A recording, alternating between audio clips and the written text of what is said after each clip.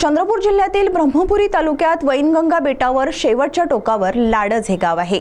अंदाजे 2000 लोकसंख्येचे हे गाव गेल्या अनेक दशकांपासून तुडुंब भरलेल्या नदीपात्रातून लाकडी बोटीने जीवघेणा प्रवास करत आहे। या नदीपात्रावरील जीवघेणा प्रवास थांबवण्यासाठी चिमूर विधानसभा क्षेत्राचे आमदार कीर्तिकुमार बंटी भांगडिया यांनी येथे पूल बांधकामासाठी निधीची तरतूद करून जवळपास 90% पुलाचे बांधकाम झाले आहे।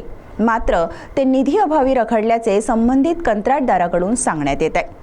या संबंधीचं वृत्त आतापर्यंत सीटीव्हीने अनेकदा प्रसारित केलंय। येथील नागरिकांचा हा त्रास कमी होण्यासाठी बातमीच्या माध्यमातून सीटीव्हीने अनेकदा प्रशासनाकडे पाठपुरावा केल्यानंतर अखेर सीटीव्हीने केलेल्या प्रयत्नांना यश आले असून चंद्रपूरचे जिल्हाधिकारी विनय गौडा यांनी सीटीव्हीच्या वृत्ताची दखल घेतली आणि त्यांनी लाडजवासियांना भेट देऊन त्यांच्या समस्या स्वतःच्या डोळ्यांनी पाहिल्या। जिल्हाधिकारी विनय गौडा यांनी गंभीरपणे या प्रकरणाची दखल घेत लाडज चिखलगाव अर्धवट पूल बांधकाम व चिखलमय रस्त्यावरून जीवघेण्या रस्त्याची प्रत्यक्ष पाहणी केली। लाडज चिखलगाव वासीय जनतेने जिल्हाधिकारी विनय गौडा यांना अपूर्ण पुलाचे बांधकाम त्वरित पूर्ण करून जीवघेण्या प्रवासातून सुटका करण्याची विनंती केली।